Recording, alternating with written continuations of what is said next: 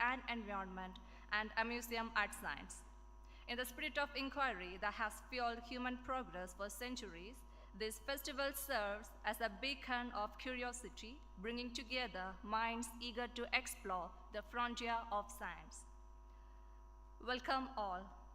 Now I invite Mithuna Chandran, the Program Organizing Committee member, for delivering the welcome speech.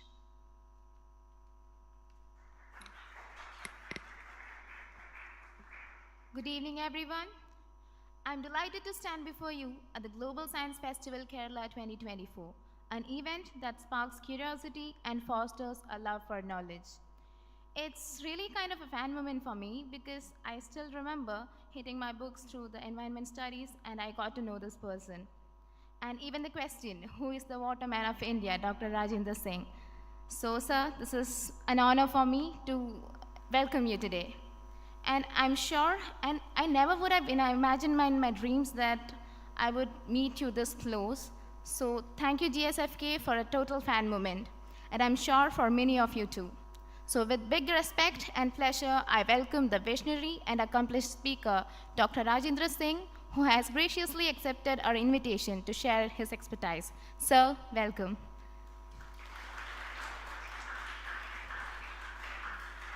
I would like to extend a special welcome to Dr. Sri Kumar, Director, Institute of Advanced Virology, Trivandrum.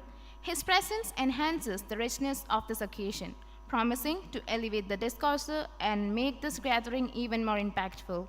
Sir, welcome. As we look forward to the valuable contributions you bring to enrich our experience this evening. Finally and equally, I extend a warm welcome to our valued audience. Your enthusiasm fuels the essence of GSFK 2024. I hope this session offers you a fresh perspective on the environment, inspiring you to view it through a lens of deeper understanding. Thank you all. Thank you, Mithuna. With great pleasure, I invite the chair of this session, Dr. A. Sri Kumar, Director, Institute of Advanced Virology, Trivandrum. Dr. Sri Kumar has held various academic positions that underscore his commitment to advancing scientific knowledge.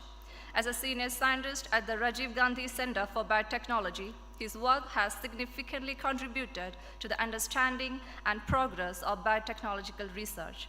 His dedication and expertise have also been recognized internationally, as evidenced by his role as visiting faculty in molecular microbiology and immunology at the prestigious Johns Hopkins Bloomberg School of Public Health in Baltimore, USA. Before embarking on his illustrious career in research, Dr. Sri Kumar also served as a veterinary surgeon with the Department of Animal Husbandry, Government of Kerala. In recognition of his exceptional contributions, Dr. Sri Kumar has been bestowed with prestigious awards, the Fulbright Nehru Academic and Professional Excellence Fellowship, Young Scientist Award at the 12th National Symposium of the Indian Society for Veterinary Immunology and Biotechnology, and so on. So please, welcome, sir.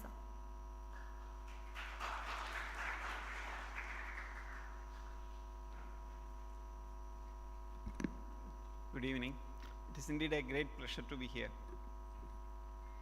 In fact, now one of the catchwords in our subject area, that is virology, is One Health, where environment is one of the major components that we always speak about. And whenever we speak about environment, without water there is no environment. 75% of the water, Earth's surface is water. And as I see, and even for waterborne diseases, when we talk about virology, we speak about a lot of waterborne diseases and mosquito-borne diseases which breed in different waters, which like dirty water, fresh water, and all these create a lot of problems in the community. So water literacy is going to be a major theme in the coming year, and shortage of water is another big event that we are facing. And we have amidst us a very eminent person, the waterman of India, who could grace this occasion and enrich us with his lot of experience in the field. So I'll very briefly go through his background. I'm sure that none of you need a detailed introduction about Dr. Rajendra Singh. He is known as the Waterman of India. He is an Indian water conservationist and environmentalist. He won the prestigious Magsaysay Award in 2001 and the Stockholm Water Prize in 2015. He founded the NGO Tarun Bharat Sangh in 1975, contributing significantly to the water management in the arid regions of Rajasthan. His efforts led to the revival of rivers and the construction of numerous water conservation structures. His impactful work earned him recognition, including the Magsaysay Award and the Jamnalal Bajaj Award. His contribution to water conservation have left a lasting impact on communities, earning him a recognition as one of the 50 people who could save the planet by The Guardian in 2008. And being in Kerala, we may not recognize the shortage of water in many regions. We are fortunate with abundance of water and the monsoon. But now what we see is most of this water that we are getting is not preserved properly, conserved properly, and there is acute shortage of water in many areas of the state. And definitely a visionary like him will be the need of the hour for saving the planet, saving the earth, saving the country, saving the state from the impending a crisis of water, which may lead to another world war at some point. That is what is being predicted. So definitely we need to act now. And I welcome you, sir, to a very extremely important topic. Water we use in molecular biology, water we use in our household. These are two different kinds of water. So you see water in various forms, various purities, and it is the universal solvent, and it is the lifeblood of all the creatures in the earth. So we welcome you amidst us. Please share your valuable experience, and we would like to listen to you. Thank you for agreeing to come and grace this occasion.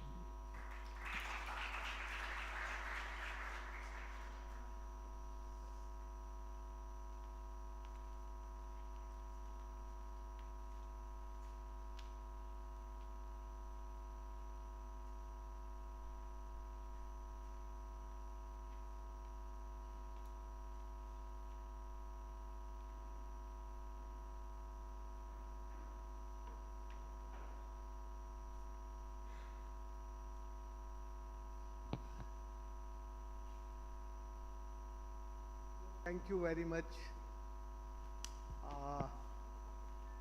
You are a very fortunate pupil, the pupil of Kerala or the young generation, because you have 44 rivers in your small state and quantum of water you have. But due to the new development, your river is not drinkable today. We are really facing the angerness of nature in Rajasthan. You know how much rainfall in Rajasthan? The annual rainfall like this. And how much rainfall you have in Kerala? So, you are fortunate pupil. But today, you can see what is the problem facing now this globe. This globe displacing without water. And when that pupil going from the African countries or Central Western Asian countries, moving toward to the where the water, the European urban cities. So the urban pupil of Europe, they say, oh, the climatic refugee come in my city. So they are facing threat and they are creating hate. So now, due to the scarcity and due to the surplus of water, we are facing hate and that displacement. Where I start the work in 80s, that time all people is displaced, young people is displaced to the cities. Just the old people living there. That time I am a medical doctor of the Ayurveda. So the people is sick, night blindness due to the malnutrition. So I think what we can do for that. So I start the medicine treatment and lot of people cured. One old man asked me, you are the educated man and your mind is polluted. The educated man is or woman is polluted mind. And he told, you know the everything on the air, but you don't know what is this earth is moving and people is moving on earth. I don't understand what he speak. So finally he say, Rajendra, we not need your medicine, we not need your education, we need water. But you are the educated, so you not understand what is our need. So I told, I know your need, but I am not an engineer. I don't know the water science. I don't know the water chemistry. So what we can do? So he said, if you know the water engineering, you can't do anything for us. Lot of Indian engineers in this country, lot of doctor of the water in this country, but what they are doing? He asked me. So after listening him, I asked, you tell me what we can do. So he said, you come tomorrow morning, early morning in my house. So I reach early morning before 6. And he is very much ready with 7 old people with me. And he said, go with me. He take a leather box and big, क्या कहते हैं उसको, रस्सा जिससे पानी निकालते हैं. बाल्टी नहीं, बाल्टी तो बैग होता है, लेदर बैग. वो रस्सा होता है ना जिससे खींच के पानी, rope, the big rope. And he take me and put in the leather box, and 150 feet deep well is dry, and he put in the well. And after 5 minutes he take out and he asked, what you see in the well? So I told, Kaka, in this well is the confined vertical fractures. So he says, you know, you see what type of the tree here? So there is the tree with green leaves and long tree. And he showed, in the whole day he showed 25 wells in it during the one day.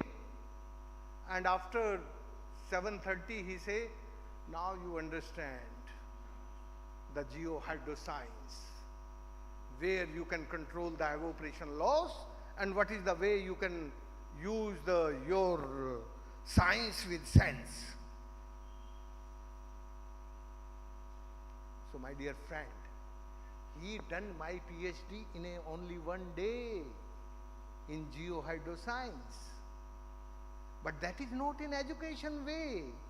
The education always the data collection and equation and calculation and making the conceptual model, and after that the 3 professors giving the vivo and they giving the PhD after the big thesis. So that is called education. Education based only on calculation and science without sense. So this is called education. But my teacher is illiterate person. He don't know the education. He have the wisdom. He have the knowledge system. He have the indigenous knowledge system, but he don't have the words he can communicate. So why he not communicate? So he put in the well to me. And my validation, my PhD validation after the 25 wells. My PhD validation not only by the 3 professors. 25 wells from the morning to evening, only one day. And next day he called me and he take me where the ridge of the hill and he start the walk with the stream.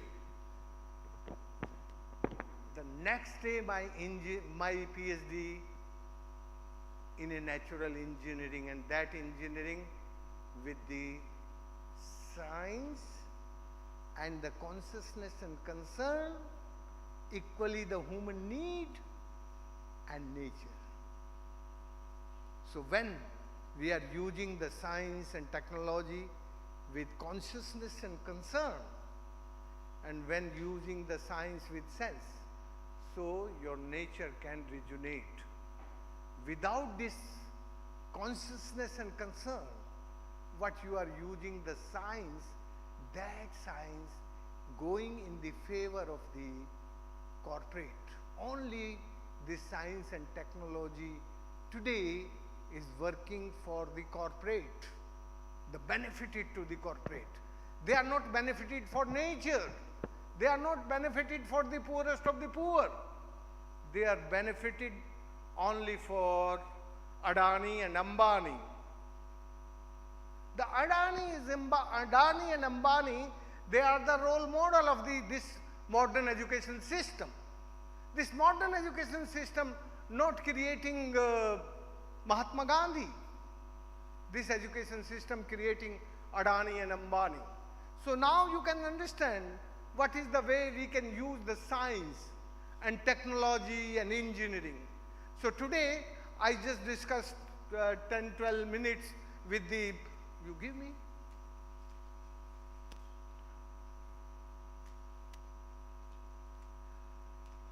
You know, today we are facing climatic emergency. And this climatic emergency, why we are facing? Because our science and technology only doing the work of the name of development. And the name of the development is start with the displacement of knowledge system and destruction. So, what we need? Tell me. If our education system moving on the path of extraction, pollution and encroachment. The old technology and engineering now, who is the best engineer and best technocrat? Who can, giving the technology, the minimum time, maximum extraction? Who can show the way in a minimum time, maximum extraction of nature? That is the best technocrat. That is the best engineer. So this technology and engineering teaching us only the extraction. If you are doing the extraction of nature, so the pollution is inbuilt. Why your 44 river is polluted today in Kerala?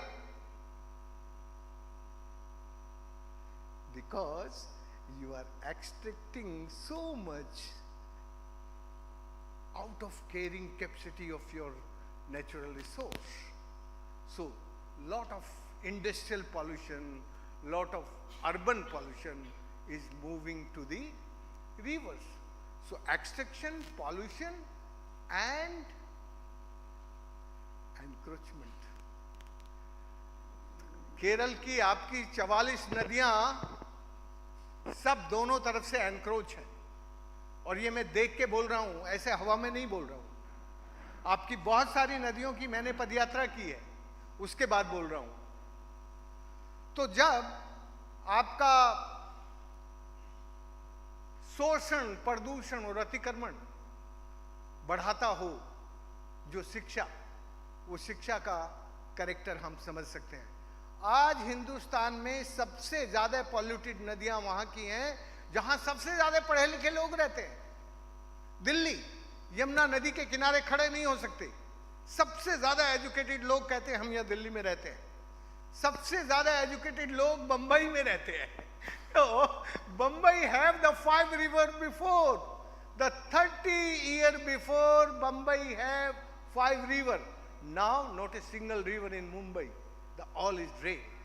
So ये किन लोगों ने pollute की है, किन लोगों ने इनको प्रदूषित किया है और क्यों किया है, ये आपको देखना है। पर यदि अभी भी इस पूरी दुनिया को हमें समझना है तो हम लोकल विजडम और इंडिजिनस नॉलेज सिस्टम को यदि ठीक से रिवाइव करने की कोशिश करें तो हमारी जो लोकल पीपल है वो फिर डिसीजन लेके चीजों को सुधार सकती है। But this education system disintegrated with the local pupil and disintegrated the science and technology. The everything, this education system start with the disintegration. So this integration system can't reach with the whole integration and rejuvenation. Today we need a rejuvenation, and rejuvenation only possible with the wisdom. शिक्षा से नहीं काम चलेगा, विद्या। विद्या प्यूपिल science को कहते हैं। विद्या science with sense and science with common sense को कहते हैं, वो विद्या होती है। तो जब हम इंडिजिनस नॉलेज सिस्टम को और इंडिजिनस कम्युनिटी को रियलाइज करेंगे कि देखो हमारा कॉमन फ्यूचर हमें अच्छा बनाना है, तो फिर वो लोग खड़े होंगे और उनके अंदर sense of belongingness and sense of ownership develop होगी, और फिर वो उस जो भी कुछ बिगाड़ होगा उस बिगाड़ को रोकने के लिए संगठित होकर खड़े होंगे। बट मैंने कहा ना, ये एजुकेशन सिस्टम हमें संगठित नहीं करने देता, ये हमें डिसइंटीग्रेट करता है, प्रॉब्लम से हमें दूर लेके जाता है। इसलिए यदि हम सच में देखें तो हमारे शास्त्रों में ये कहा है, अथर्ववेद में कहा है कि ये जो इंडिजिनस नॉलेज सिस्टम है, ये इंडिजिनस नॉलेज सिस्टम वहीं जिंदा रहता है जहां लोग अपनी सेंस ऑफ ओनरशिप के साथ और सेंस ऑफ बिलोंगिंगनेस के साथ काम करते हैं। You understand my Hindi? Who understand my Hindi? They can raise the hand. Good number, very good. So we can use mix.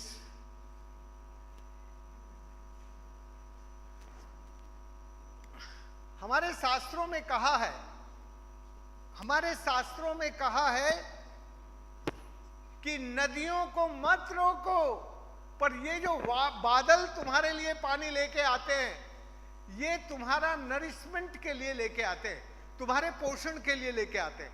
इसलिए बादलों से निकली हर बूंद को प्यार से पकड़ लो, सहेज लो। वो जो बादल से निकली बूंदें हैं वो तुम्हारे लिए अमृत है, तुम्हारा पोषण करेंगी। राजेंद्र सिंह नहीं बोल रहा है, 12,500 साल पहले अथर्ववेद बोल रहा है। बट हम उस ज्ञान की तरफ ध्यान नहीं देते। मुझे लगता है कि अभी भी ये समय है कि हम इस पानी को समझे, और यदि हम पानी को समझेंगे तो पानी की आवाज आप जानते हैं क्या बोलता है पानी? पानी कहता है आपहा ब्रह्मास्मि। वो बोलता है कि मैं जल हूं। आपा माने जल, मैं जल हूं और मैं इस प्लैनेट को क्रिएट करता हूं। इसीलिए मैंने कहा वन वाटर वन प्लैनेट। पानी के बिना ये प्लैनेट बन नहीं सकता। 4.5 अरब साल पहले ऑक्सीजन और हाइड्रोजन जब मिले तब पानी बना, और फिर उसके बाद तो पानी ने इस पूरे प्लैनेट को बनाने का काम किया। नहीं तो ये प्लैनेट पूरे आग के गोले की तरह था, जस्ट फायर। तो ये जो प्लैनेट है, इस प्लैनेट को किसने बनाया? पानी ने। फिर पानी से मिट्टी बनी, फिर जब पानी और मिट्टी दोनों मिल गए तो एक लाइफ बनी। फिर उस लाइफ को सांस लेने के लिए, उस लाइफ को चलाने के लिए एनर्जी चाहिए थी, तो फिर उतनी एनर्जी सन से आई और एयर ने, हवा ने, ऑक्सीजन ने हमें जिंदा रखा। ये हम लोग भूल गए हैं। भारत के लोग ग्लोबल टीचर थे, साइंस में ग्लोबल टीचर थे, पर वो कौन सी साइंस थी? वो साइंस थी नेचर की साइंस। जब हम अपने उस भगवान को जानते थे, वो भगवान ऐसा नहीं जैसे आजकल हम राम जी को बेच रहे हैं मंदिर में बैठा के, बेच रहे हैं कि नहीं? वो ऐसा भगवान नहीं था। वो राम जी मंदिर में नहीं जाता था। यदि आज राम जिंदा होता हमारे बीच तो वो कभी राम मंदिर नहीं बनने देता, क्योंकि राम मंदिर बनने से कितना डिस्ट्रक्शन हुआ होगा, कितनी माइनिंग हुई होगी, कितना मार्बल निकला होगा। राम कदाचित ऐसा डिजास्टर नहीं करता था। Ram have the love and respect to the nature. He is the great lover of nature. वो जंगल में रहने वाले जंगली जानवरों को और जंगलवासियों को ऑर्गेनाइज करके एक ऐसे आदमी से लड़के जीतता है जो शिक्षा में सबसे ऊपर था। वो शिक्षा का सबसे ऊपर का साइंटिस्ट था, उसका नाम था रावण। उसकी जो शिक्षा थी वो केवल और केवल 3 चीज सिखाती थी। वो क्या सिखाता था कि धरती से आकाश तक सीढ़ी लगा दूंगा मैं, फिर दूसरे की घरवाली को उठा लूंगा मैं। Encroachment, first control, second encroachment, third pollution और फोर्थ एक्सट्रैक्शन। वो उसकी लाइफ की साइंस थी, और उसने उस अपनी लाइफ में उसी साइंस को यूज करके वो सबसे बड़ा पंडित था। उस जमाने में सबसे ज्यादा शिक्षित आदमी का नाम था रावण, जो नेचर को कंट्रोल करना चाहता था, जो नेचर को पॉल्यूट करना चाहता था। इसलिए यदि आज राम होता तो वो कदाचित ये इतना बड़ा मंदिर नहीं बनने देता। वो कहता नहीं नहीं, मेरे नाम पे मंदिर मत बनाओ। वो कहता कि तुम इतना प्रकृति को प्यार करो, वो धरती को, प्रकृति को, नेचर को, नदियों को प्यार करने का काम सिखाता। तुम में से कितने लोग हैं जो अपनी किसी नदी को प्यार करते हो? Who know the river? इस हाउस में कितने लोग बैठे हैं जो नदी को जानते हैं? राम ऐसा व्यक्ति था जो नदी को अत्यंत प्यार करता था। राम के काल में भगवान कौन था? भगवान का मतलब था राम के काल में भय से भूमि, गैसे गगन, वैसे वायु, आ से अग्नि और नै से नीर। ये जो 5 एलिमेंट है, यही उस काल में भगवान था। भगवान कोई मंदिर मस्जिद में नहीं रहता था, ना वो मस्जिद में जाता था ना मंदिर में जाता था। वो किसी पुजारी के ताले में बंद नहीं होता। तो भगवान वो था। फिर समझो एक बार, जब तक हम इस भगवान को जानते थे तभी तक हम ग्लोबल टीचर थे। कौन सा भगवान, कोई बताएगा? हु इज द भगवान? You not understand my language? मैंने पूछा कौन है भगवान, ये बताओ। बोलो, खड़े होके बोलो ना। हाँ, पंच महाभूत कौन? जरा पूरा बता दो, सबको समझ में आ जाए। हाँ, वाह, यस यस, पानी। देखो भगवान शब्द कैसे बना, इसको जरा ये शब्द समझ के रखना, नहीं तो आप लोग भी मंदिर के चक्कर खाएंगे और मस्जिद में जाएंगे। मंदिर मस्जिद में जाने की जरूरत नहीं है। तुम्हारा भगवान कौन है इसको समझ लो। भय से भूमि, गैसे गगन, स्काई, स्पेस, आकाश, वैसे वायु। आपके रेस्पिरेटरी सिस्टम के लिए चाहिए कि नहीं वायु? आ से अग्नि, आपको जिंदा रहने के लिए ऊर्जा, हीट चाहिए कि नहीं? कहां से आती है? सूरज से आती है। और नै से नीर। तो वाटर बोल रहा है आपहा ब्रह्मास्मि, water is life, livelihood and dignity. ये सब कुछ पानी में है। इसके बिना इस प्लेनेट पर कुछ संभव नहीं है। दोस्तों, इस वक्त ये पूरी दुनिया उजड़ रही है, और फॉर्चुनेटली अभी आपका केरला बचा हुआ है। पर कितने दिन बचा रहेगा? Tell me, how many days you can save the Kerala? अरे समवन स्पीक। यही उम्र है जिसमें तुम बोल सकते हो। जब बड़े हो जाओगे ना तो हमारे प्रोफेसर की तरह चुप बैठ जाओगे, फिर ना इधर की बोलोगे ना उधर की बोलोगे, और हमारे डायरेक्टर की तरह जरा सा मुस्कुराओगे, बस काम चल जाएगा, बोलेंगे नहीं। तो इस उम्र में तुम्हें कोई नहीं रोकता बोलने में।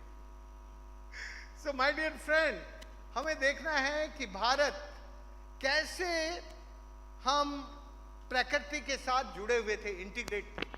क्योंकि इंडिया में जितने भी community driven decentralised water resource management था, उसके कारण हम लंबे समय तक अपनी नदियों को अविरल निर्मल बहाते रहे। अविरल का मतलब होता है कॉन्टिन्यूअस, एंड निर्मल का मतलब होता है clean. The continuous and clean flow in the river of Indian reverse. But last 40 years में our all river not a river, the drain, dirty drains। अभी केरल की कोई नदी है जिसका पानी पी सकते हैं? तो अब समझ लो। अब ये इंडिया का सिनेरियो है। जब हमें आजादी मिली तब केवल 4% जमीन पर ड्राउट आता था। ड्राउट ओल्ड हिस्ट्री है। ड्राउट राजा जनक के जमाने से आता है, और फ्लड कृष्ण के जमाने से आता है, कंस के जमाने से। So drought and flood, we have the old history and we give the solution by adaptation, the drought and flood. But अभी आज की तारीख में 17 राज्यों में 365 जिलों में स्केर्सिटी ऑफ वाटर है। आजादी के बाद कितना पैसा हमने पानी पे खर्च किया, कहां गया वो पैसा, कहां गया वो पानी। और 190 जिलों में फ्लड है। The drought and flood both disaster is moving. Why? ये मैप मेरा नहीं है, ये वर्ल्ड रिसोर्स सेंटर का मैप है जो कह रहा है मोर देन 72% ओवरड्राफ्ट इंडिया। अभी आपका स्टेट ओवरड्राफ्ट नहीं है, कहीं कहीं पीला है, सेफ, ज्यादा सेफ नहीं है, पर ये इंडिया का सिनेरियो है। Why this scenario we create?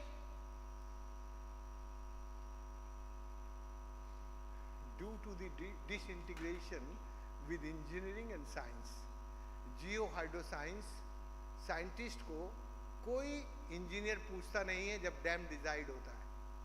When they decide the dam site, nobody asking the Jio hydro scientist कि भाई वहाँ अंडरग्राउंड एक्यूफर को, ये जो अंडरग्राउंड रिजर्व बैंक है उसको कितना रिचार्ज कर सकते हैं इन वाटर बॉडीज से। होता है? आप तो जियो हाइड्रो साइंटिस्ट हैं, होता है आपके साथ सलाह मशविरा कभी? नहीं होता। So due to this disintegration, but मेरा जो टीचर था वो अनपढ़ आदमी था, उसने मुझे कुएं में डाल के ये सिखाया कि जहां इस तरह के फ्रैक्चर्स हैं वहां का पानी नीचे जाके नदी में मिल जाता है और एवोपरेशन नहीं होता उस पानी का। तो dam number 1 we created where the confined fractures, and dam number 2 where the mixed fracture. So we integrate the science and technology. If we integrate the science and technology, you can rejuvenate the river. मैंने अपनी जिंदगी में 14 और 9 33 reverse को revive किया है। और किया क्या मैंने? कुल 14,800 वाटर बॉडीज बनाई। वो ऐसी जगह बनाई जहां पानी धरती के ऊपर नहीं रुके, धरती के नीचे जाए और उसमें एवोपरेशन लॉस ना हो। राजस्थान में सबसे बड़ा चोर सूरज है, वो एक दिन के अंदर इतना पानी एवोपरेट कर देता है। और हमारे यहाँ बारिश होती है साल भर में इतनी कुल, तो हमारे पास कितने दिन का पानी है? सो मैंने साइंस को यूज किया विद द लोकल विजडम। मैं तो साइंस का आदमी नहीं था, मैं तो आयुर्वेद का आदमी था, बट मुझे वहां की लोकल कम्युनिटी ने सिखा दिया कि तुम्हें स्ट्रक्चर कहां बनानी है, जहां कन्फाइंड वर्टिकल फ्रैक्चर्स हैं उन स्ट्रक्चर का डिजाइन कैसा होगा, जहां अनकन्फाइंड वाटर फ्रैक्चर्स हैं वहां कैसा होगा। तो वो सीखने के बाद देखो जरा, ये मेरा चंबल का रीजन है, यहां पर हॉरिजॉन्टल फ्रैक्चर्स हैं, ऊपर डैम बना है, इन फ्रैक्चर्स में पानी जाता है, सारा रिचार्ज होके नदी में बहता है। और भारत सरकार जो डैम बनाती है वो ऐसे बनाती है कि पूरी नदी को मार देती है, रोक देती है, वो फ्लो क्रिएट नहीं करती नदी में। मैंने सारी नदियों में इकोलॉजिकल एनवायरमेंटल फ्लो क्रिएट किए और ऐसी डिजाइन यूज की वाटर बॉडीज की कि मैं आज आपके सामने खड़ा होकर बोल सकता हूं कि मैं 33 रिवर्स को रिजुनेट कर सका जो पहले ड्राई एंड डेड थी, अभी पेरेनियल होकर बहती हैं। क्यों जिंदा कर सका जरा बताओ? I can ask one question, why I rejuvenate the reverse and why not rejuvenate the engineers of the government river? Why not they rejuvenate? मैं मेरे काम से नदियों को जिंदा क्यों कर सका, सरकारी इंजीनियर नदियों को जिंदा क्यों नहीं कर सका? आप भी प्रोफेसर साहब जवाब दे सकते हैं अपने बच्चों के सामने इस सवाल का।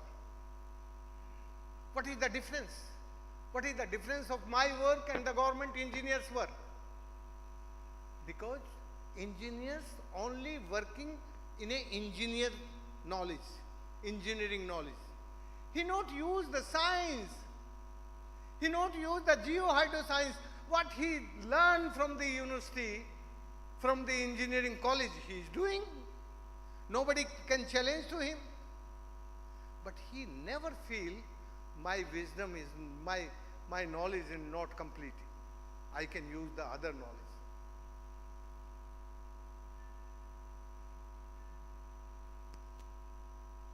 This is the water level in the well now.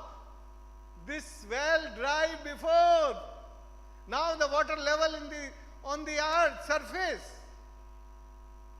ये पानी सरफेस पे क्यों आ गया जरा बताओ कोई? क्योंकि रिचार्ज हुआ और डिस्चार्ज नहीं किया हमने.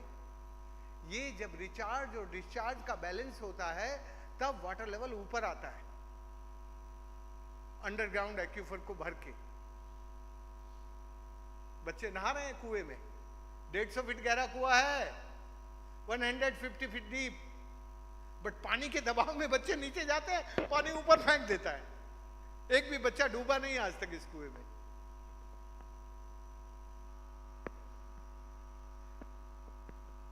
हमने जितनी भी वाटर बॉडीज बनाई उसमें 2 रुपए में 1000 लीटर पानी कंजर्व किया.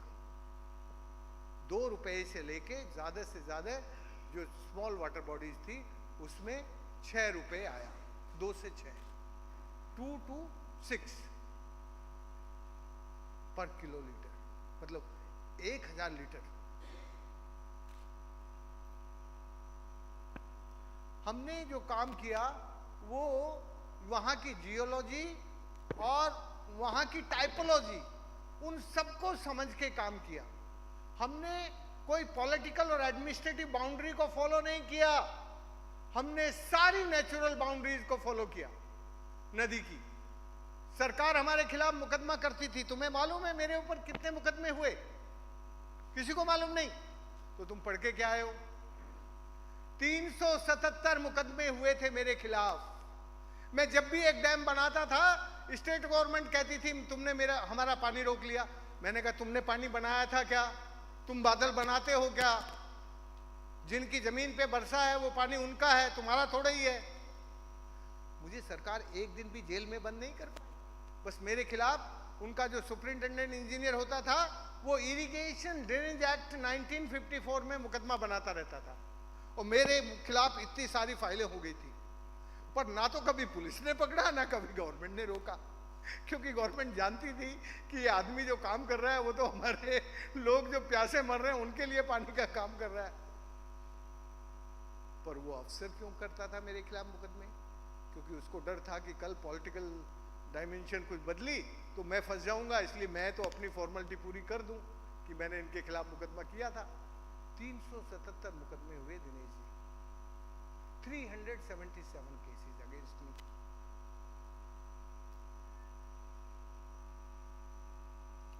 मैं तुम्हें बस एक बात बताना चाहता हूं. ये जो तालाब है ये गढ़सीसर तालाब है जैसलमेर का. जब ये पानी यहां तक भरता है, यहां तक, तो इस तालाब की पाल पे अनाउंसमेंट होता है हाथी डूब गया. मीन्स हमारे पास 1 साल का पानी है. 10 लोटा, लोटा होता है लीटर से थोड़ा छोटा, 10 लोटा पानी ऊंट के लिए और 5 लोटा पानी आदमी के लिए मौजूद है. तो हमारे यहां one hand conservation and other hand skill of efficient use of water. हम राजस्थान में यदि ये पानी का काम कर पाए तो इसलिए कर पाए कि culturally we have the science of water in the character of the community. इसलिए एक तरफ कंजर्वेशन और दूसरी तरफ डिसिप्लिन यूज ऑफ वाटर. जब ये घोड़ा डूबता है तो अनाउंसमेंट होता है हमारे पास 2 साल का पानी मौजूद है. हमारे इस तरफ से काबुल और कंधार, कजाकिस्तान, अफगानिस्तान, म्यांमार तक पानी का ये ऊंटों से व्यापार होता था. 1500 ऊंट रोजाना जैसलमेर के रास्ते आते जाते थे. जहां पर साल भर में इतनी बारिश होती है वहां पर 1500 ऊंटों के लिए पानी का इंतजाम कैसे करेंगे? और 200 पॉपुलेशन थी, 200 population and 1500 camels moving to Afghanistan, Kabul, Kandahar, Kazakhstan, सब पूरे दूर तक व्यापार के लिए जाते थे इसी रास्ते। So India have a wisdom. ये सब हमारे अनपढ़ इंजीनियर हैं जो कभी एक दिन स्कूल नहीं गए, लेकिन इंजीनियरिंग में जब राष्ट्रपति के.आर. नारायणन साहब थे तो हमारे इन इंजीनियरों को बुला के राष्ट्रपति भवन में इनसे ही काम करवाया। उन्होंने कहा ये सरकारी इंजीनियर नहीं करेंगे, आप अपने इंजीनियर भेज दो। तो के.आर. नारायणन साहब फिर हमारे इस कर्जे को चुकाने के लिए हमारे यहाँ गांव में गए, खुद जब वो राष्ट्रपति थे 28 मार्च को, और हमारे गांव के लोगों को गांव में जाके सम्मानित किया। राष्ट्रपति भवन में लोग पुरस्कार लेने आते हैं, हमारे गांव के लोगों ने कहा हम पुरस्कार लेने राष्ट्रपति भवन नहीं जाएंगे, राष्ट्रपति को पुरस्कार देना है तो हमारे गांव में आए, और राष्ट्रपति आए।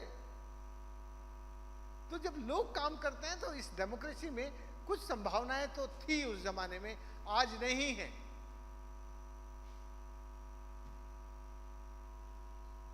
ये जब स्टीप स्लोप होते हैं तो हम कॉन्वेक्स डिजाइन के डैम बनाते हैं, क्योंकि कॉन्वेक्स डिजाइन में जब ऊपर का पानी का प्रेशर होता है तो लोकल मटेरियल में, लाइम में और पत्थर में और चूने में बना हुआ बांध नहीं टूटता। और यदि हम इसको सीधा बनाएंगे तो आपको स्टील चाहिएगा, सीमेंट चाहिएगा, कंक्रीट चाहिएगा। तो हमने ऐसी इंजीनियरिंग यूज की जो हमारे लोकल मटेरियल में सक्सेस हुई। जहां हमें नेचुरल डिप्रेशन मिल गया वहां हमने कॉन्केव डिजाइन की स्ट्रक्चर बनाई, और जहां हमें जेंटल स्लोप मिल गया वहां सीधी स्ट्रक्चर बनाई। तो हमने जो इंजीनियरिंग यूज की वो लोकल इंजीनियरिंग थी, लोगों की इंजीनियरिंग थी। 14,800 वाटर बॉडीज ने 2.5 lakh wells, tube wells, borewells recharge किए। देखो नदी पहले ऐसे सूख गई थी, अभी वो नदी बहने लगी। जरा इसे देख के कोई बताएगा क्या समझ में आ रहा है? What you understand, the both slides you can see.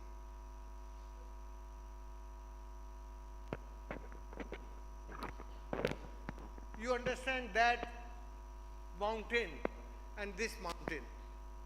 That is called, you can see the change. You can see the contrast. This is called photo point monitoring. एक आदमी ने हर साल उसी दिन 25 जनवरी को फोटो लिए, फिर एक फोटो 15 साल पहला और एक फोटो 15 साल बाद। तो पहाड़ का रंग बदल गया, लोगों के चेहरे बदल गए। पहले नदी के रास्ते लोग गांव छोड़ के शहर आते थे, अब शहर छोड़ के गांव आते हैं। ये नदी, वही नदी, वो जब हमने काम शुरू किया तब देखो कैसा पेड़ था वो, और जब वो डैम बन गया, इस नदी में, इस अकेली नदी में 650 डैम बनाए हमने, लेकिन पानी नहीं रोका my dear. We create the flow in the river. Now this river is perennial, flowing whole year.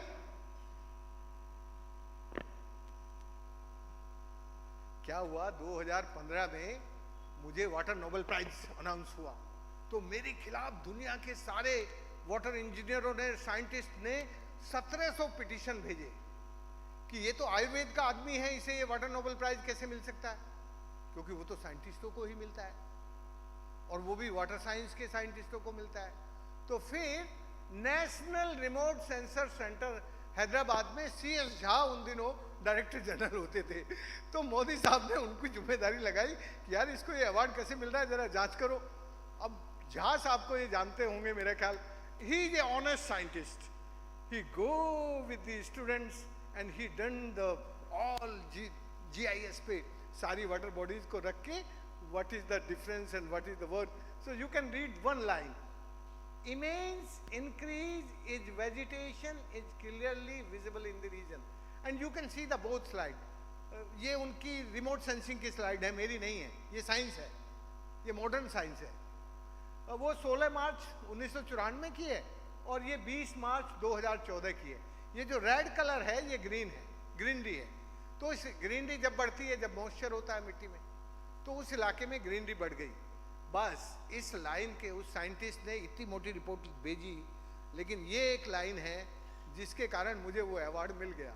इसका मतलब वो अवार्ड मेरे काम को नहीं मिला, वो साइंटिस्ट की रिपोर्ट के कारण मुझे मिला। समझ में आया? आजकल कोई काम का सम्मान नहीं है भगवान, रिपोर्ट का सम्मान है। रिपोर्ट बढ़िया जानी चाहिए। अब वो एक संयोग से एक ऑनेस्ट साइंटिस्ट आ गया और उसने अपनी मेहनत से जांच करके वो सब भेज दिया, वो मिल गया। ये काम एक गांव से शुरू करके पूरे रिवर बेसिन लेवल पे करने की जरूरत है।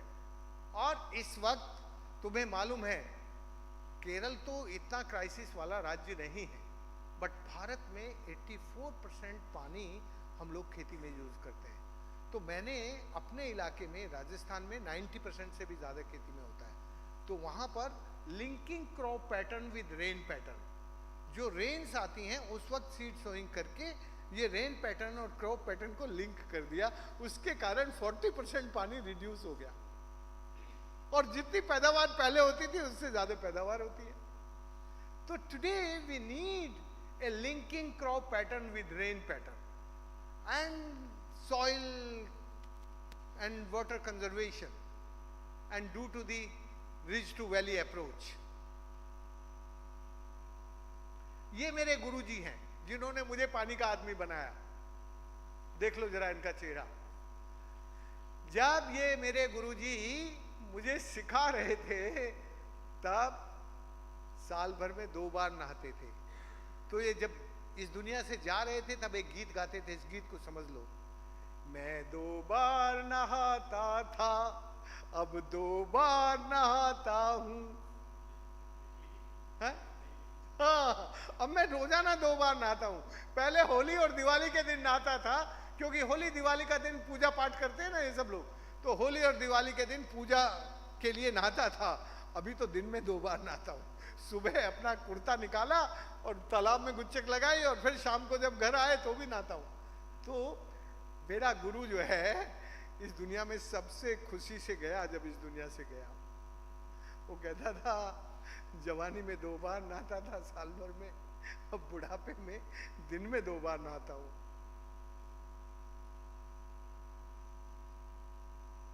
1985 में ऐसा सिनेरियो था। अभी तो देखो वहां सब तरह की सब्जी होती है। 1985 में हमारे गांव के लड़कों को रोजगार दिल्ली, बंबई, सूरत, अहमदाबाद इन सब शहरों में मिलता था, और सारे लड़के कमर पे वो रख के ना बोरी और ट्रक लोडिंग का काम करते थे। अभी हमारे गांव के लड़के दिल्ली, बंबई के जो ऑपरेटर्स हैं ना, ट्रांसपोर्ट ऑपरेटर, उनको रोजगार देते हैं।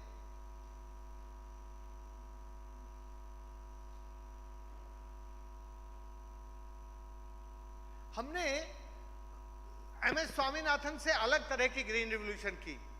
हमने कभी भी पेड़ नहीं काटे, हमने chemical fertiliser, pesticide, herbicide use नहीं किए। इसलिए हमारी जो एग्रीकल्चर है, उस एग्रीकल्चर ने एटमॉस्फेयर में से कार्बन का सिक्वेस्ट्रेशन करके O2 का लेवल बढ़ाया, टेम्परेचर नीचे आया, और हमारा जो इकोसिस्टम था वो हेल्दी हुआ।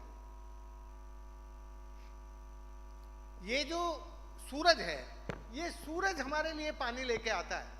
तुम्हारे लिए तो सबसे ज्यादा सूरज का पानी देता है। क्या है कि यहाँ की ये जो रेड हीट है वो इसको एवोपरेट करके H2O में बदल देती है। ये जो H2O है ये गैस है, इसको क्लाउड्स कहते हैं। ये क्लाउड्स हमेशा ग्रीन हीट की तरफ जाते हैं। ये जो रेड हीट है, रेड हीट समुद्र में जाके ब्लू हीट में चेंज हो जाती है, और ये ब्लू हीट हमेशा ग्रीन हीट की तरफ जाती है। और ये मेरा वर्किंग एरिया था जहां मैं काम कर रहा था। 28,000 खदानें चलती थी मेरे वर्किंग एरिया में, 4 राज्यों में, दिल्ली, हरियाणा, राजस्थान और गुजरात। तो मैंने सबसे पहले जब मैं पानी का काम शुरू किया, सुप्रीम कोर्ट में मुकदमा लड़के सबसे पहले इन माइंस को बंद कराया। 28,000 खदानें बंद कराई। उस जमाने में जस्टिस वेंकटचलैया चीफ जस्टिस होते थे। ही is the honest chief justice, और वो टीथ, दांत वाला जज था। आजकल के जज जिन जो है ना उनके दांत टूट गए हैं, अब वो विदाउट टीथ जजमेंट देते हैं। उस जजमेंट में दांत नहीं होते, पर मेरे जज में दांत थे। तो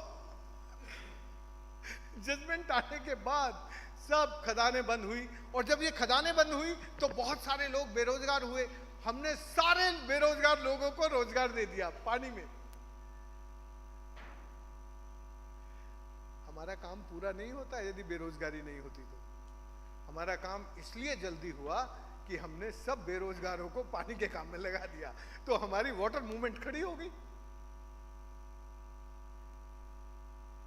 देखो जरा ये साइंस समझ लेना भाई, ये साइंस जो है ना, ये साइंस टेक्नोलॉजी वाले नहीं पढ़ाएंगे तुम्हें। इनको वो क्लाइमेटोलॉजी का समझ में नहीं आएगा खेल, और ये बायोलॉजी वाले भी नहीं पढ़ाएंगे। ये तो राजेंद्र सिंह ही पढ़ा सकता है। तो इसलिए ध्यान से पढ़ लेना इस बात को। देखो वो जो बादल था ना, अब यहां आ गया। अब बताओ क्या होगा, बोलो ना यार, क्या होगा? बारिश होगी। Very good. जब ब्लू हीट ग्रीन हीट के ऊपर आती है तो सेम टाइम दोनों एक साथ डिस्चार्ज होते हैं, और उसको हम लोग रेन कहते हैं।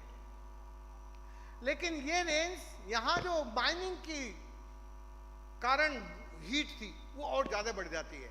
तो जब ये माइनिंग की हीट बढ़ रही थी, तब मैं एक गीत सुनाता हूं, ध्यान से सुनो। पेन, कागज पेन है? अरे तुम्हारे पास कागज पेन है कि नहीं? You have the pen pencil? नहीं तो मोबाइल को खोलो और इस गीत को सुन लो जरा ध्यान से। साहब नहीं पढ़ाने वाले हैं तुम्हें ये गीत, मैं ही पढ़ा सकता हूं। जरा ध्यान से सुनो, ये मौका मत खोना। क्या गीत गाते थे उस जमाने में?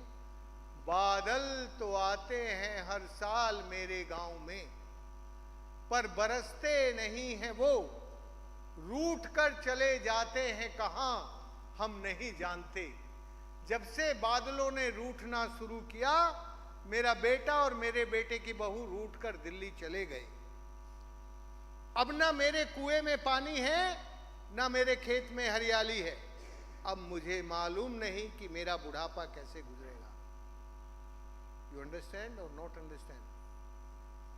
I can tell in English. The clouds come every year, but with the angerness of the clouds, they go away. We don't know where they are going. But when the angerness start of the clouds, my son and the wife of the son, they go to Delhi. Now I am alone. No water in my well, no greenery in my field, so we don't know what is my old age. So she is very much bothered about the old age. वो दिन थे। फिर हमने क्या किया देखो जरा, क्या हुआ,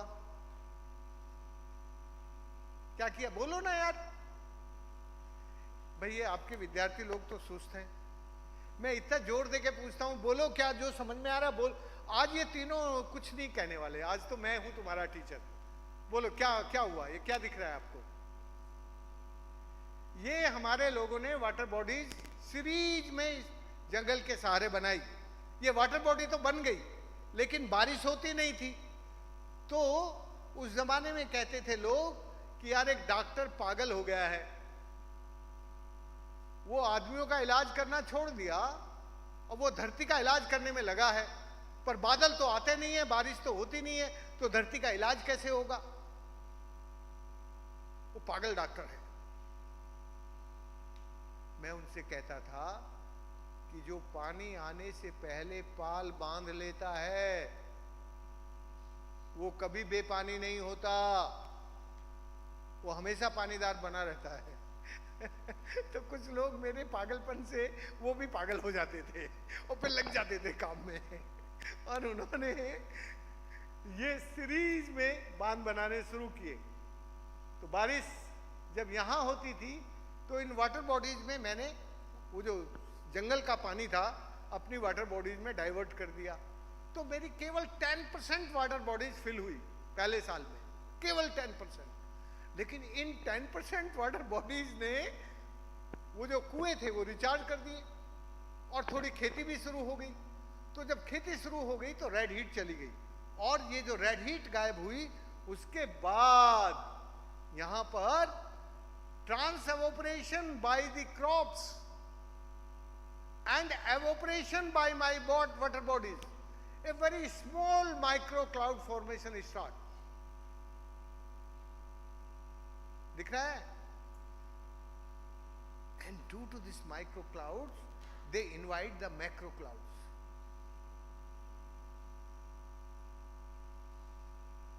अभी क्या होगा? क्या होगा?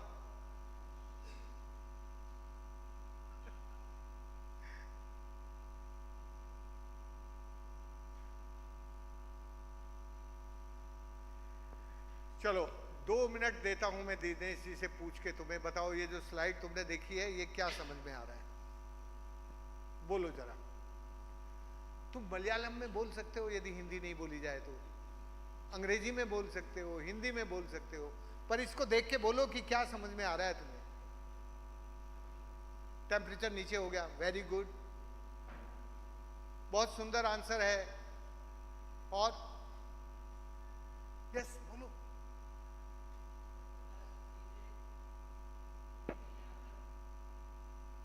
हाँ, वेरी गुड आंसर। ये जो रिफ्लेक्शन है, जो पहले रेड हीट सीधी धरती पे आती थी और धरती को गर्म करके हीट वेव बना देती थी, अब इस रिफ्लेक्शन के कारण जितनी गर्मी धरती को चाहिए उतनी नीचे जाती है, बाकी रिफ्लेक्ट होकर ऊपर चली जाती है। गुड, इसको तो 60% मार्क्स दे सकता हूं। पहले वाले को 30%, 30 एंड 60, 90%। बोलो और बताओ, जल्दी बोलो भाई। इतना डिफिकल्ट क्वेश्चन मैंने नहीं पूछा है, इस स्लाइड में लिखा है, नहीं देखा तो समझ लो क्या लिखा है। मैंने इतनी सारी लंबी कहानी सुनाई, उसको ये रिकॉल करके कुछ बताओ।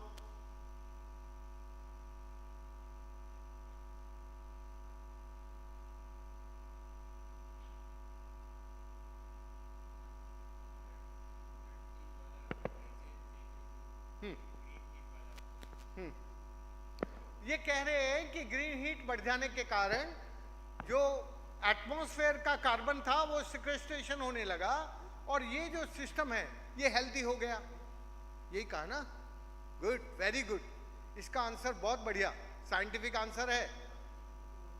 इसको 70% दे सकता हूं। 70%, 70% डिस्ट्रिक्शन होती है ना। गुड, और बोलो, जल्दी करो ना यार। तुमने अभी तक जितने लोगों ने आंसर दिए सबसे अच्छे आंसर थे, पर अभी बहुत कुछ बाकी बचा है इस कहानी में। अभी सारे तुमने इकोलॉजिकल आंसर दिए हैं, इसमें सोशल आंसर हैं, इसमें नेचुरल साइंस के आंसर हैं। कोई सोशल आंसर दो। अच्छा ये बताओ, ये सारा काम क्यों हुआ, कैसे हुआ?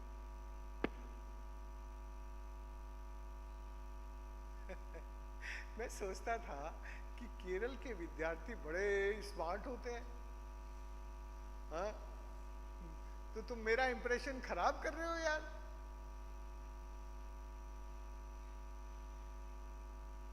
मैं तुमसे एक बात कहता हूं, तुम इस वक्त बिना डरे बोलो।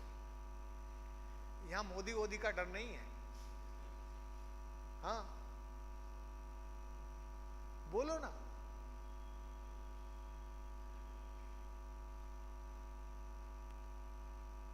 बोल नहीं रहे हो।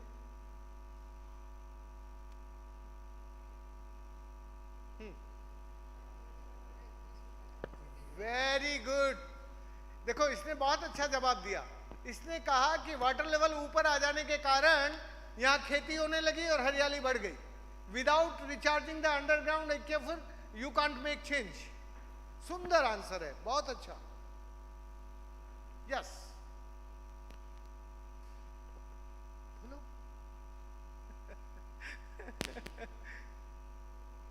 देखो दिनेश जी घड़ी देख रहे हैं, फिर वो कहेंगे क्लास बंद, फिर सब मामला ठप हो जाएगा, ना मैं बोल सकूंगा ना तुम। बताओ जल्दी, अभी तुम्हारे पास हैं 1-2 मिनट। हाँ बोलो। अच्छा, एक बार बहुत जोर से तुम जितना हंस सकते हो हंसो, लाफिंग। वो भी नहीं करोगे? क्या यार, ये तो बड़ा गड़बड़ है, तुम हंसोगे भी नहीं। देखो, दो छोटी बातें मैं तुमसे बताता हूं फिर, क्योंकि ये रिकॉल करके समझना आज का जो मेरा काम है ना, दिनेश ने जो मुझे दिया है, वो community science and the science with sense किस तरह से चेंज कर सकते हैं।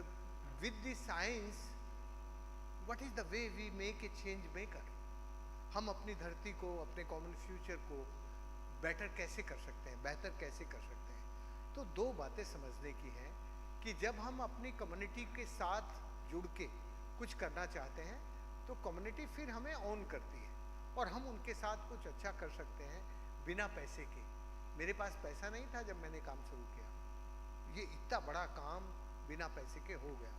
तो तुम्हारी ये उम्र है, जिस उम्र में तुम बैठे हो, जिस उम्र में ये हाउस भरा हुआ है, इस उम्र के लोग एक सचमुच बड़ा चेंज कर सकते हैं यदि उनके मन में ये रियलाइजेशन हो और ये इंटरलाइजेशन हो कि उनको अपनी लाइफ में एक अच्छा चेंज मेकर होकर इस साइंस और इस टेक्नोलॉजी को हम किस तरह से कम्युनिटी ड्रिवन बना सकते हैं, किस तरह से पीपल्स ड्रिवन बना सकते हैं। जब ये साइंस और टेक्नोलॉजी और इंजीनियरिंग कम्युनिटी के हाथ में जाती है ना, तब ये पागलपन नहीं करती। ये तो पागलपन करती है जब ये यूनिवर्सिटी में पढ़े हुए लोगों के हाथ में रहती है। जब कम्युनिटी के हाथ में जाएगी ना तो ये अपने ठिकाने पे आ जाएगी, ठीक से हो जाएगी, यही साइंस काम में आने लगेगी। ठीक, इसलिए हम इस साइंस को with sense, with the sense of community and with the wisdom of community use करना शुरू करेंगे तो आपको बहुत पैसे की जरूरत नहीं होगी, आप एक बड़ा चेंज अपनी धरती पर कर सकते हैं। ठीक है, वो चेंज आप यदि समझ लें कि ये जो O2 का लेवल है, जब ये O2 का लेवल बढ़ता है तो सब चीजें ठीक होने लगती हैं। मैं 2009 में पहली बार मैंने कहा था water is climate and climate is water. Rajendra Pachauri को मैंने कहा यार तू इसको जरा समझ ले, तो राजेंद्र पचौरी एक सप्ताह मेरे साथ इस पूरे इलाके में गया कि भाई राजेंद्र जो कह रहे हैं वो तो कुछ नया है हमारे लिए, क्योंकि वो जो साइंटिस्ट था वो साइंटिस्ट था एनर्जी का, वो साइंटिस्ट था गैस का, वो साइंटिस्ट था ये जो सब मॉडर्न एजुकेशन का। लेकिन उसको ये जो साइंस है, ये साइंस उसको समझ में नहीं आती थी जब तक वो गांव में नहीं गया। मेरे साथ 9 दिन रहा वो, 7 दिन के लिए गया था कुल और 9 दिन रहा। उसने कहा राजन भाई जो तुम कह रहे हो ये बात बिल्कुल ठीक है, water is climate and climate is water. क्योंकि जब हरियाली बढ़ती है पानी से तो ये जो क्लाउड्स हैं वहाँ जाके बरसने लगते हैं। मेरा पूरा इलाका रेन शेडो रीजन था, बारिश नहीं होती थी। वो तो रिकॉर्ड वाला आदमी है ना, रिकॉर्ड में सब देखा उसने, पहले बारिश क्या हो रही है, कैसी हो रही है, अब बारिश क्यों होने लगी। तो उसको लगा कि भाई ये बात तो ठीक है। तो मुझसे आखिर में कहता है राजेंद्र भाई you know what is my task. मेरा टास्क पानी नहीं है, इसलिए मैं पानी पे नहीं बोल सकता। तुम्हें मैं कुछ लोगों के नाम बता देता हूँ, आप उनको बुलाओ और फिर वो सब इस मामले को उठाएंगे। तो उन्होंने 4-5 लोगों के नाम बताए, मैंने उनको भेज दिया, वो लोग सब आ गए।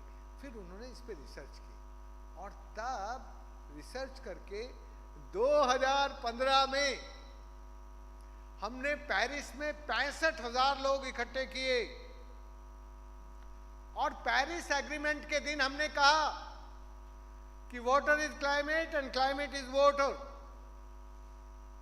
इफ यू नॉट एक्सेप्ट, हम तुम्हारे इन एग्रीमेंट को लागू नहीं होने देंगे। और ये जो 65,000 लोग थे ये दुनिया भर के थे और हम सड़कों पे मार्च कर रहे थे। आपको मालूम है 2015 में COP 2 दिन और ज्यादा चला 2 दिन और ज्यादा चला हमारे इस आंदोलन के कारण, और फाइनली उन्होंने ये एक्सेप्ट किया, water is climate and climate is water. National plan की बातचीत की, पर कुछ हुआ नहीं, अभी तक भी कुछ अच्छा नहीं हुआ। पर हाँ, एक्सेप्ट तो कर ही लिया। इसलिए मैं तुम्हें अंत में इतना ही कहना चाहता हूं, कोई काम छोटा बड़ा नहीं होता। तुम छोटा सा काम करते हो, उससे यदि इस नेचर में, धरती में कुछ बड़ा बदलाव आता है तो वो दुनिया की पॉलिसी को बदल सकता है। This is the end. दोस्तों, भी टाइम है क्या? खत्म, टाइम खत्म। बच्चे भी बोर हो रहे हैं, अब छोड़ देते हैं, नहीं तो 5 मिनट में वो फिल्म थोड़ा दिखा दें इनको। हाँ, फिल्म दिखा दें। ये फिल्म आप जरा देख लो कि डाकू अपनी बंदूकें कैसे छोड़ देते हैं पानी के काम से। ये चंबल के डाकुओं की फिल्म है। मैंने 2700 डाकुओं की बंदूकें छुड़वा के उनको पानी के काम में लगाया। 2700 डाकू।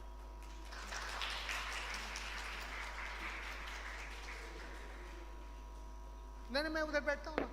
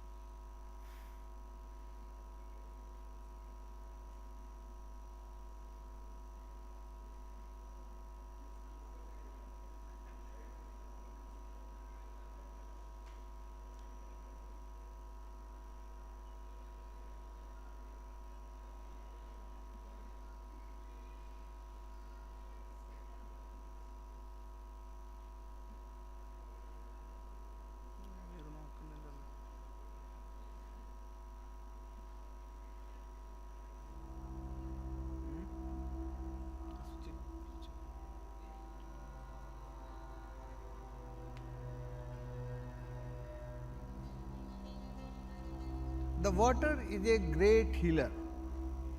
Water is the nourish to the humankind and to whole nature. The healing of water always creating the peace.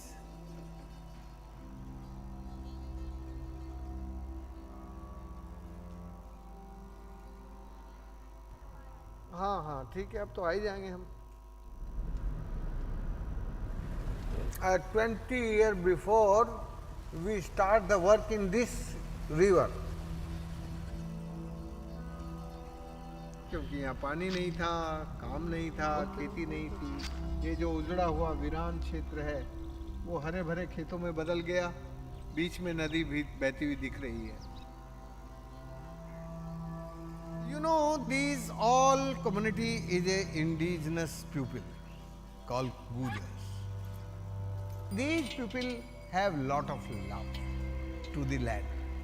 They have great love to fauna and flora and water.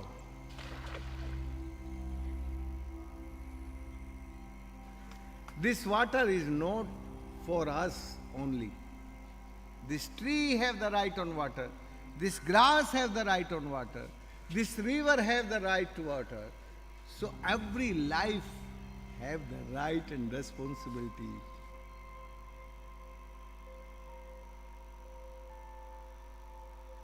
आज से 10 वर्ष पहले ये जो पहाड़ी दिख रही है वीरान पहाड़ी थी, नंगी पहाड़ी थी, और जो ही बादल की बूंद आती थी वो सीधी पहाड़ियों पर पड़ती थी, बीच में रोकने का कोई माध्यम नहीं था। तो जहाँ बादल की बूंद इस पहाड़ी पर पड़ती, यहाँ सूखा हो जाता था, बिल्कुल कोई फसल नहीं होती थी, लोगों के सामने पानी का बहुत बड़ा संकट था। तो इधर गांव सूखे से बेहाल हो जाते थे, उधर बाढ़ से गांवों में बहुत भारी नुकसान होता था। पहले ज़माने में इस पूरे कैचमेंट एरिया में, इस तालाब के, जो बारिश की बूंद पड़ती थी ना, जैसे अभी आपको मैं दिखाऊं, पानी के साथ मिट्टी भी जा रही है ना, पानी अमृत और मिट्टी सोना। जब गांव का सोना और अमृत बह गया तो फिर गांव में जवान छोरों को क्या मिलेगा भाई? If the water is here, so everyone they are living with love and respect each other. No water conflict come in the life. The conflict come in the life of humankind and the conflict with nature also.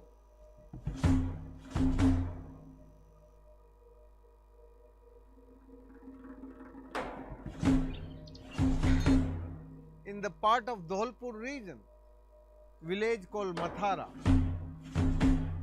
this village and this Dholpur region is very famous for the bandit of Indian culture.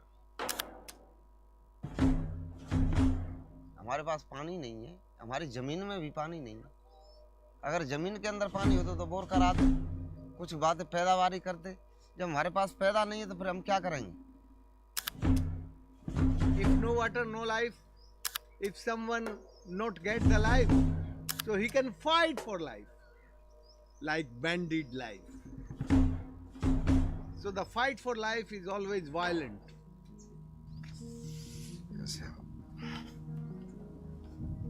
जो इलाके में डकैतपन करेंगे, पैसा लाएंगे, आप जाएंगे किसी से छीनेंगे, कुछ न कुछ पेट का गुजारा तो करेंगे। जो पैसा नहीं था तो हम भी ऐसे ही धंधा करते, जाते कहीं लूटपाट थी को कुछ भी, तो इस कदर से हमारे लिए कुछ डर था। Hello, Ram Ram sir. ना मैं ना करें मैं जब फरार है वो तो 4 आदमी में बिगाड़े हूँ। ऐसा हो तो क्यों बेसहारे वाले थे, वही रास्ता पकड़ती हुई, और चलो वो भाई के संग ही चलेंगे। फिर अब जंगल में निकल गए, 3 नोट बंदूकें, 3-4 राइफलें, बढ़िया लैस, केस लगे जाते हैं, 90 केस लगे हमनते। अपन को डर रहता है कोई हवाई सूचना नहीं दे दे, प्रशासन आ जाए। 8 साल अपराधी जीवन बिताया जंगल में। तो ये इलाका पूरा डरा हुआ था, भयभीत था, क्योंकि अब पानी नहीं था, खेती नहीं थी, और सरकार ने इस इलाके को अपराधी क्षेत्र घोषित कर दिया था। कैमरा खींचा तो चलो आप और भागी तो भारी है पहले, भागी तो नहीं मैंने दूध को साले आते, दही को साले आते, राशन पानी मांग आते, नहीं देते थे, मारते मैंने पहले तो बहन जी बारी अल्लाह ऐसे टमाटो नहीं ऐसे बाहर हम ऐसे पानी पाते जाते, ट्रपते से जाते, डर लगा था। हम तो खाली पैसे के लिए, ऐसा कोई वो नहीं है क्योंकि पैसे की कम थी। पुराने गांव में 10 गांव के बीच एक पैसे वाला थोड़ी पूंजी है तो पाने को सहारा बना लो। जब पानी नहीं है तो हम पैदावारी क्या कर सकते हैं?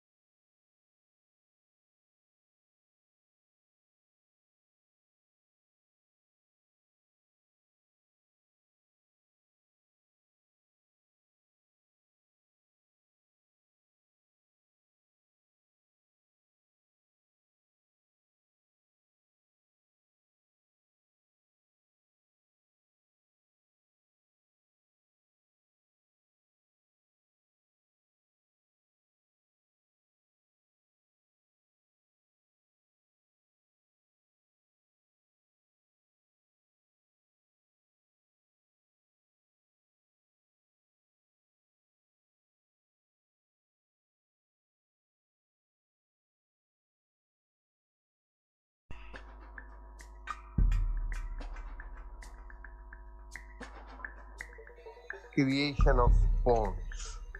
A process is very simple. First, we see the site, the catchment area, ponding area, and where we can create the small pond in a concave design, or where is the gentle slope, we make a simple straight design. The catchment area where the rains water coming in a way, so the pond collect the water of rains, and that water going to the underground aquifer. And when the recharge the aquifer, the water come on surface. Now you can see the water, if no rains, the underground aquifer full, so water level come, and that water using for life, for livelihood and dignity. पूरी है गई, बरसात आने बरसात full भर गई, बातें हमारे मतलब सरसों गेहूँ। इन्होंने मिली तो जिन्होंने किया कि भाई तुम गलत कामों को छोड़ो, पानी की सुविधा हम करेंगे। तो पानी की सुविधा करेंगे जब हमारे लिए जो खाने के लिए अनाज हो जाएगा, पीने के लिए पानी हो जाएगा, फसलों भी बढ़िया होंगी, तो हम भैंस भी रख सकते हैं। तो उन्होंने कहा कि इनका बेनिफिट है, जो कुछ होता है जो यहीं देते लेते हैं, इन्हें तो ये पैसा लेते हैं, उन्हें कुछ करते हैं। तो चलो भाई हम भी लगा देंगे। The community driven decentralized water management. So the all work done by the community without any support of government. Not a one small structure created by any government. इतना बदलाव है कि मतलब ये पानी को सहारो है तो यार को सहारो नहीं हो, अपनों मन मान जाते हो, फिर गृहस्थी को वजन पड़ जाते, बच्चन में लगाव बन जाते, तो वो रास्ता फिर धीरे धीरे छूट जाते, अब बढ़िया सुखी जीवन जी रहे हैं।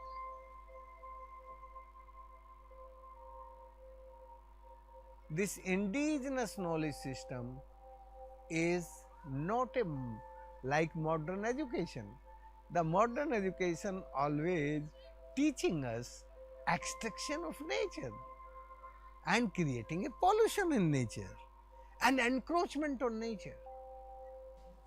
When the people see the visual impact, they believe, they realize, they internalize, and they get the confidence. अब क्या है कि जो पानी हो गया तो जमीन से खाने कमाने लग गए, तो फिर हम गलत काम क्यों करें? हम सबसे बातें फ्री है तो अपने इस बुरे कर्म को छोड़ दिया, हमें अपने अंदर से कि भाई ये तो बुरे काम। फिर भले आदमी निड़िया बैठते हैं तो फिर सुधार आते। So before this village is a violent, now I can say completely non-violent village. Without dignity, no happiness. Without livelihood, no happiness. And without life, we can't imagine the happiness. So these come with water.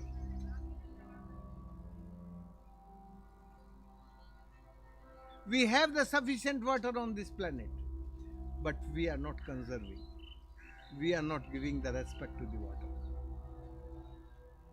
So this is a situation now all over the world. This world facing disaster of drought and flood, and people is displaced. And where they are going, so that people say they are the climatic refugee. So they created stress and tension.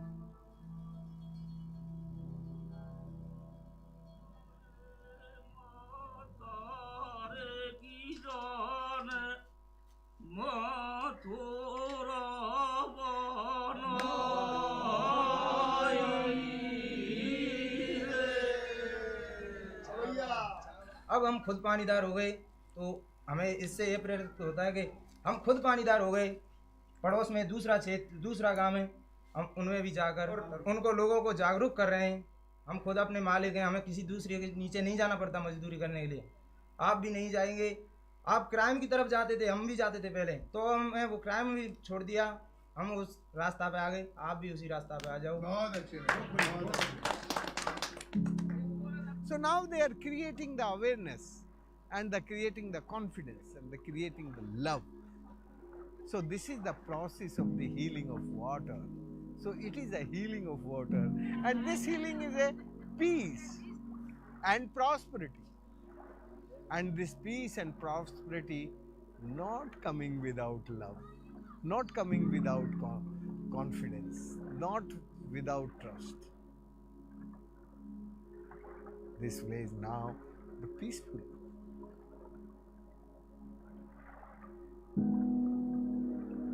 The waters say, I am for everyone. I am not for business. I am for every life, fauna and flora. I am water.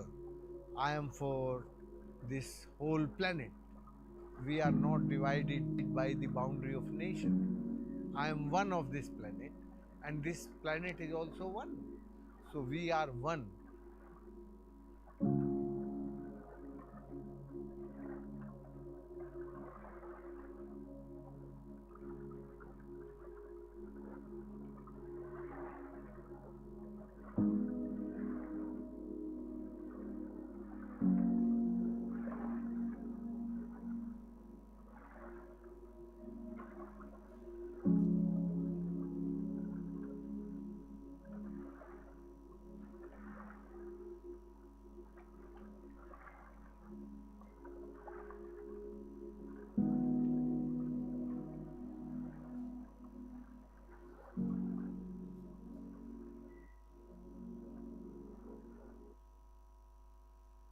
So, Rajendra Singh ji, आपका दिल से बहुत बहुत शुक्रिया कि आपने इतने gracefully ये टॉक डिलीवर किया, इतना अच्छा सा एक वीडियो दिखाया, और भी चेहराई हम बदलते जियो, एंड बिना संदेह से बोल सकता है कि आप सिर्फ एक वाटरमैन नहीं, एक सुपरमैन भी हो. So heartful thank you to Rajendra.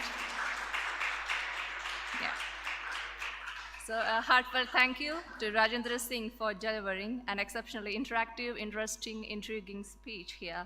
And as we draw to the close of this enlightening session, I invite our distinguished chair, Dr. Ishri Kumar, to hand over the mementos as a token of appreciation for his insightful contribution. So please.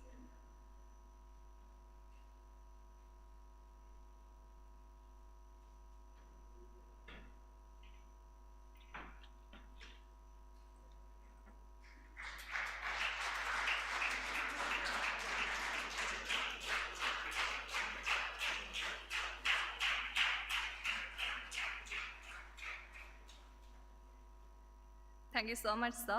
And to deliver the vote of thanks, I welcome Devananda, Program Organizing Committee member.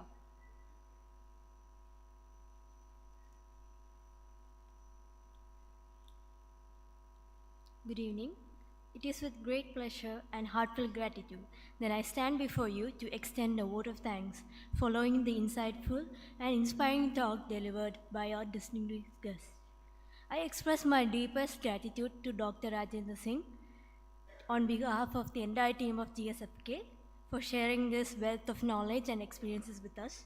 Thank you, sir.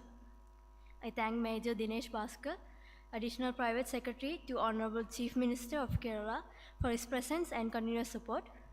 My sincere gratitude goes to our respected chairman of the event, Dr. E. Srikumar, Director, Institute of Virology. I express my gratitude to Professor K.P. Sudhir, ex officio Principal Secretary and ST Department and Executive Director of KSCST for his presence. I thank Ms. Miduna Chandran for delivering the welcome speech.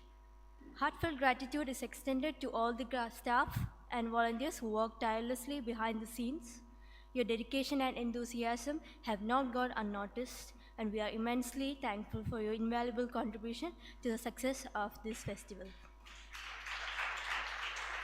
Finally, a heartfelt thanks goes to everyone present here today, be it students, professionals, or science enthusiasts. Your presence has greatly enriched this event. I once again thank each and every one of you on behalf of Global Science Festival Kerala. Thank you.